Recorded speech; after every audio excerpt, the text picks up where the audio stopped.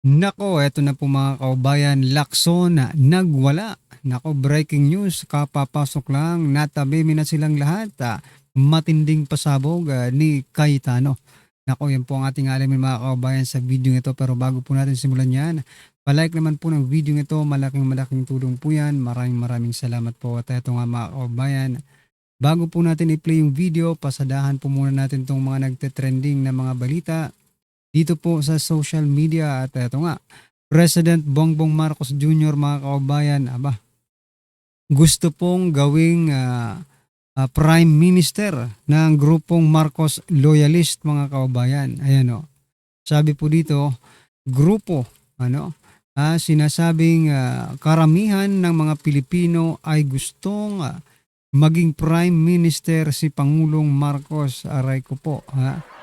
Hmm. Nagpasorbe ba kayo dyan? Kahit pa siguro magpasorbe kayo ng ilang ulit mga kababayan, mukhang mali yata. Saan ba kayo nagpasorbe?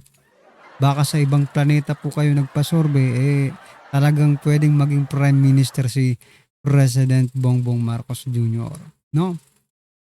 Kasi hindi po papayag ang taong bayan na patuloy pong pinahihirapan ng ating bansa. Di ba? Kung kayo pong tatanungin mga kaubayan, gusto nyo ba talagang maging Prime Minister itong si President Bongbong Marcos Jr. tulad po ng sinasabi ng grupong ito, itong Marcos Loyalist mga kababayan. No? Kaya ito po, para makita po natin kung talaga bang ang taong bayan ay gusto nga talagang maging Prime Minister si President Bongbong Marcos Jr. Ito po ang komento ng ating mga kababayan. Sabi po dito, no? Sabi po ni Joji Reyes, baka Optimus Prime, aray ko po. Pero Atik Ra, sabi naman po ni Nad, sabi naman po ni Michael, yung nag-post lang ang gustong maging Prime Minister si BBM, correct. Baka prime suspect, ayan. Grupo ng mga kurap ang nagsasabi noon. Sabi po ni Yesya, Itesya. Sabi naman po ni Alvin, grupo daw pero isang tao lang. Si Ante Claire lang pala. Yan, nako. Sinong grupo? Yung Marcos Loyalist nga po mga kaubayan, sinasabi no. Marcos Loyalist gustong gawing Prime Minister si President Bongbong Marcos Jr. Siguro ko ay nakikinabang kayo sa administrasyong ito. Ano? Kasi biruin niyo sa dami-dami po ng nagagalit ngayon sa sitwasyon ng Pilipinas, gagawin niyo pang Prime Minister si President Bongbong Marcos Jr. Wala namang problema. Sige, pagkatapos po ng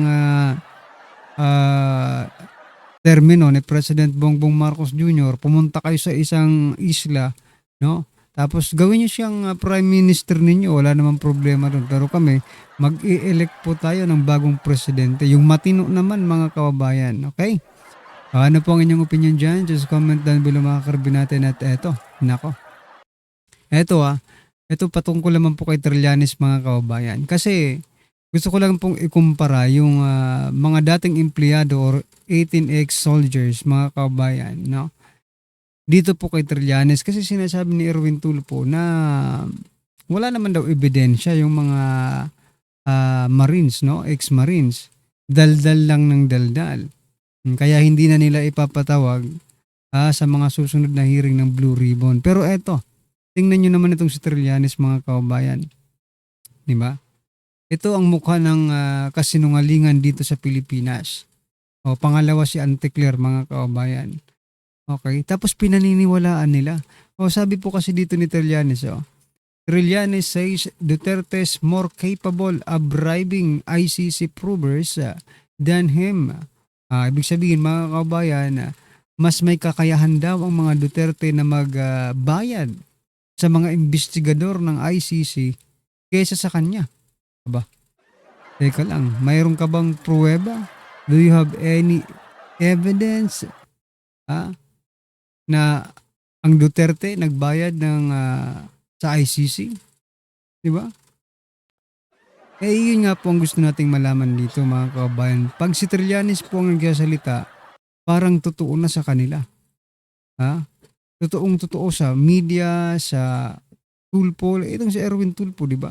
Risa Hontiveros, lahat sila mga kababayan, pinaniniwalaan si Trillanes. Di ba?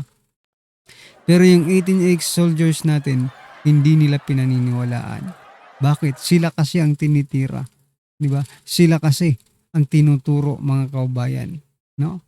Ay nako. Pero eto personal opinion, mga personal question sa ating lahat, mga kababayan. Kung papipiliin po tayo ng paniniwalaan sa 18 ex-soldiers o kay Trillanes, 1,000% po kung ako ang tatanungin ninyo, 1,000% doon po ako maniniwala sa mga 18 ex-soldiers natin mga kababayan kaysa dito kay Trillanes. No? Proven and tested na po itong sinungaling, itong hinayupak na ito. Kaya wag na po kayong maniwala dyan. Alright? Ito, bago po natin i-play yung video mga kababayan, ito, pasadahan po natin itong si Erwin Tulfo mga kababayan. No? Ito si Erwin Tulfo. Sabi po kasi dito ni Erwin Tulfo, no? Sabi po dito sa Daily Tribune, ayan Erwin Tulfo to file no work, no pay bill amid Batos prolonged absence. Ayan mga kababayan, walang yan naman. No work, no pay. Pero pag gusto nilang mag-work from home, okay lang mga kababayan. Diba? Pag sinabi niyong work from home tayo. May treat ang Senado, mag-work from home tayo. Diba? Grabe naman ito. Pero I'm not saying na mali po yung gagawin niyang bill because Pilipino rin ang makikinabang dyan. Pero what I'm trying to point out mga kababayan, sinisingle out nila si Senator Bato no? Kasi nung nag-work from home naman sila, wala namang sinabi yung ibang senador. Diba? Pag gusto nila mga kababayan. Pag gusto nila mangyayari. Yun ang gusto nilang mangyari mga karabinat. Kumbaga, they are in control mga kababayan. So, no work, no pay. Pero may work from home. Diba? May work from home sila Tapos pwede pang mag-walk out. Anyway, ano pong masasabi dyan mga kababayan? I think this is good bill, no? Para sa kanila. Kung maipapasa ito, maganda ito. Kasi pag mag-absent ka, wala kang sweldo, kailangan pong pumasok. Yun nga lang mga kababayan, may work from home no? Mayroon silang no work, no pay na bill, tapos mayroon din silang work from home. Ano ba ito mga kababayan? Mukhang politika na naman po ang dahilan nito. Hindi ito para sa kapakanan ng taong bayan, kundi kapakanan lang po nila ito, mga kababayan. Alright? So, ayan, sinasabi nila, ito nga ang matindi dito no? Ipa-file nila itong no work, no pay, mga kababayan. Tapos, sinasabi nila, si Senator Bato ay hindi na senador. Diba? Kaya hindi na siya pwedeng bumoto. Diba? Ibig sabihin, para sa kanila, si Senator Bato ay senador pa rin ng Pilipinas at pwede pa rin umattend ng sesyon. Diba? Pero bakit ganito, mga kababayan? Gusto na nila, pag tinatanong po sila about impeachment, no, hindi na pwedeng bumoto si Senator Bato. Ang gulo, no? Ginugulo nila talaga ang Senado, mga kababayan. Anyway, eto na, pangakarbi natin, pakinggan po natin to. Panoorin po natin itong video at bigyan po natin ng reaksyon. Pasok. Ano ba yung plano ng Gatchalian Black? What's your plans? Yung waling-waling. Ginawang, ano ba yun? National ek yung waling-waling. Yun pala yung plano nila for special session. Anak ka ng wet. Alam nyo ba kasi, yung special session, ginagawa po yan pag talagang importante. It's a matter of security or talagang kailangan na kasi magpapasuna. Ang isa sa mga pinasa doon yung waling-waling. Yung bulaklak ba yun? Yung ginawang national, ewan ko. Nakukuha nyo mga kababayan? Ang lupit no? Ang tindi talaga. Wala akong masabi dito sa Gatchalian Black. Nainsulto tuloy kayo ni waling-waling. Huwag na tayo maglokohan. Yung kahapon, kasi may 13 na kayo, at gusto nyong palitan ang Senate President kasi gusto nyo tuloy-tuloy na yung impeachment at ang gusto nyo, grupo nyo ang magdikta ng tempo through the presiding officer. That's been very clear to us from the start, di ba? Nung February pa, nung ipepwesto natin si Senator Loren Legarda bilang Senate President, yun ang sinabi, hindi sila papayag dahil impeachment ang importante. Pero number 2 lang pala yung impeachment. Ang number 1, yung cover-up dito po sa flood control at napakarami pang iba. Kaya, ang message ko kay Senator Lacson, simple lang. Gusto mo, tumahimik muna ako, meditate, pray, ikaw din. Pero, Senator Lacson, napakahaba ng iyong karir. Nakilala ka bilang nag-expose, nakilala ka na sinusundan mo yung ebidensya. Of course, there have been many issues also regarding you, your family, pero yung businesses nyo. Pero, sinantabi ng Pilipino yon kasi magaling ka mag-imbestiga eh. Pero ngayon, bakit? Grabe yung mga hugot niya dun, ha? Yung mga patama niya sa negosyo ng pamilya, ha? Ang lupit, ha? Di ba? May negosyo! Naninegosyo ka rin pala eh, hayop ka. Ay comment mo na lang sa mga witnesses pero ayaw mong humarap sila sa committee. So ako hindi ko sinasabi na lahat ng witnesses na to, former Marines, mga bodyguards, mga former military, active military yung iba ha. Na naging Active. security. Hindi lang ni former congressman and head of the appropriations committee ng House na si Saldico. Marami pa po diyan kasi alam naman po natin na parating may security naman po ang ating mga congressman, senador at mga secretary, di ba? Alam naman po natin 'yon. Alam natin hindi sila pipit bingi. So anong mawawala na may hearing na fair at pakinggan. Pero in the meantime, inuubos kami. Di ba? Kaya ang susunod daw, si Senator Marcoleta. Di ba? Nako, susunod na talaga. Senator Bongo. So, I wanna honor Senator Bongo, Senator Bato, Senator Marcoleta, Senator Jinggoy. Bakit? Before May 11 po, nung nag-usap-usap kami, in fact, nagkita kami May 10 eh. At bago ko mapagharap-harap po ang 12, wala po si Senator Bato noon, nagsabi na po kaming lahat, nadadaan tayo sa pagsubok na to at may magsabi na lang pag hindi na kaya. Pero napakarami nagsabi nun, kulong na kung kulong, harapin na natin kung ano to, etc. O walang hiwalayan tayo, grupo tayo. So I'd like to honor those who are in the front line. I'd like to honor those who held out, di ba? But ang problema kasi, nagbago yung laban eh. From just having a platform sa Senate para para fair yung ating impeachment, para makapag-focus tayo sa economic crisis, at para lumabas ang katotohanan, nakita na namin kung gaano kalaki ang skandalo at yung corruption na to eh. Ongoing to ha. Yung sasabihin nila na wala nang nakawan ngayon, tell that to the Marines.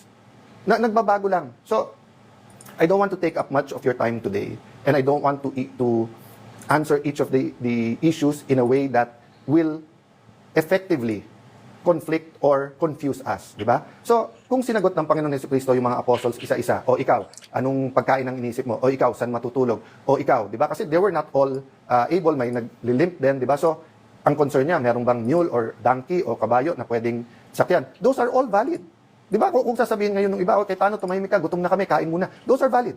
And we should discuss that. Pero anong una? What's the priority? No? So, don't get mistaken. I'm talking about the principle. I'm not comparing.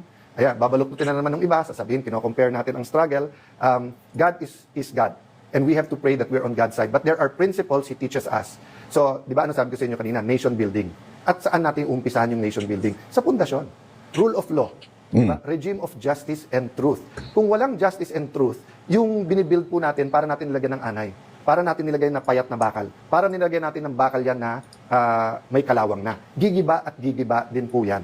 So, ang tinitingnan pa lang po natin, 24-25 budget. Yung 26 budget, may nagsasabi ba na napaka-inosente yan? Wala rin mga sinaksak dyan? O going back, 2023 budget, ang sabi po ng mga ex-Marines, 2022 pa lang, may deliveran na eh. Tapos, hindi lang DPWH yan. Meron din yan po sa farm-to-market roads. Meron din daw sa school buildings. Meron silang binabanggit na noong 22, 23, BIR. So, napakarami po. Alam naman na po natin na may corruption. Again, don't get me wrong.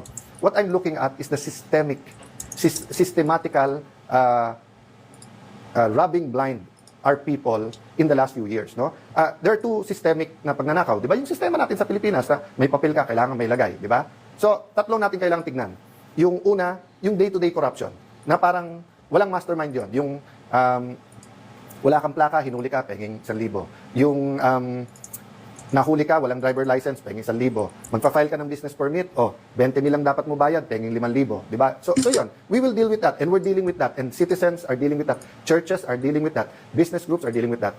Pangalawa, yung systemic, yung ganun na sa Pilipinas, yan ang kalakaran. So we have to deal with that through values, through systems. But I'm talking about the systematic and continuing robbing us blind now and using the last bastion, which is the Senate.